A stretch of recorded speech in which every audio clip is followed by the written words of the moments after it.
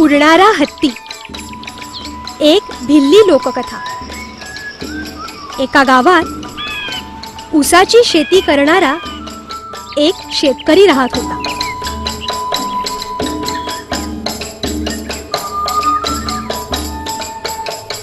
तो चांगल्या पिकाच्या आशेने शेतावर जाऊन खूप परिश्रम करीत होता.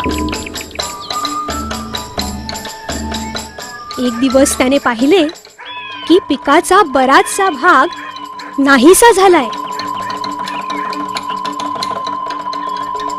दुसऱ्या दिवशी सकाळी त्याच्या पिकाचा अजून एक भाग नाहीसा झाला होता. शेतकरी म्हणाला, मी रात्रभर जागून पाहतो की माझा ऊस कोण खातो ते. त्या रात्री आपल्या मळ्याच्या राखणीकरता तो खिडकीजवळ बसून वाट पाहू लागला. जसा चंद्र उगवला तसा त्याला आकाशात एक लहानसा डाग हळूहळू मोठा होत चाललाय असं दिसलं. त्याच्या लक्षात आलं तो एक हत्ती होता. तो उडत उडत त्याच्याच शेताकडे येत होता. शेतकरी मोठ्या आश्चर्याने बघत राहिला, कारण आता तो हत्ती शेतात उतरून ऊस खात होता. पावलांचा आवाज न करता शेतकरी बाहेर आला आणि वाट पाहू लागला की हत्ती ऊस खायचं कधी बंद करतोय ते. हत्तीने उडायला सुरुवात केल्याबरोबर शेतकऱ्याने त्याची शेपटी पकडली.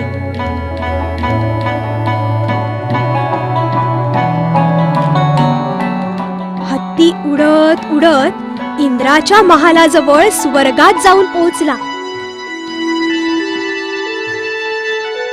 स्वर्ग सुंदर पक्षी आणि फुलांनी भरलेला होता. जमीन सुंदर गवताने आणि किमती रत्न माणकं यांनी भरलेली होती. शेतकरी ताबडतोब शाही महालात पोचला आणि इंद्राला भेटला. आपला हत्ती खूप वेळा उडून खाली माझ्या शेतात आला व त्याने माझा सर्व ऊस खाल्ला. माझ्या साऱ्या पिकाचं नुकसान झालं, शेतकऱ्याने सांगितलं. इंद्र म्हणाला, अरे रे, हे ऐकून मला फार वाईट वाटलं. तुला माझ्या राज्यातून जे काही पाहिजे ते घेऊन जा. यापुढे तो हत्ती खाली जाणार नाही याची मी पूर्ण काळजी घेईन. त्या शेतकऱ्याने 2 मुठी भरून माणकं घेतली आणि तो आपल्या घरी परत आला.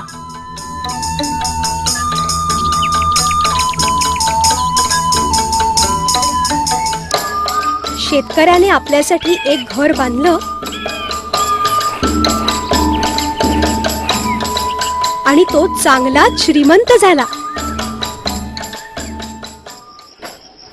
त्याने मिळवलेल्या संपत्तीचं रहस्य जाणून घेण्यासाठी सारं गाव उत्सुक होतं.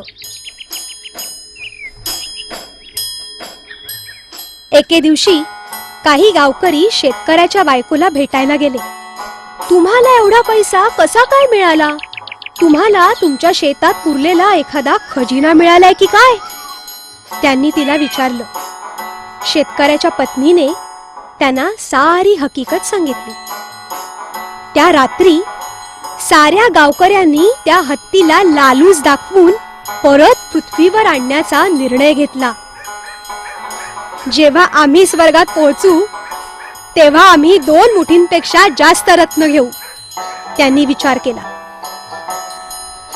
त्यांनीही आपल्या शेतात ऊस लावला. एका रात्री तो हत्ती परत पृथ्वीवर उतरला. संधी साधून एका गावकऱ्याने त्याची शेपटी पकडली. तो लटकू लागला तसा दुसरा त्याच्या पायाला लटकला. सगळेच गावकरी वरच्या माणसाचे पाय धरून लटकू लागले. वर वर जाताना, स्वर्गातून येताना आपल्या बरोबर काय काय आणणार ह्याविषयी सांगत होते. शेवटी सर्वात अगोदर हत्तीची शेपटी पकडलेल्या शेतकऱ्याची बोलण्याची पाळी आली. मी आपल्या बरोबर एवढे सारे मणी आणणार असं म्हणत असताना त्याने आपले हात पसरले आणि त्याच्या हातून हत्तीची शेपटी सुटली.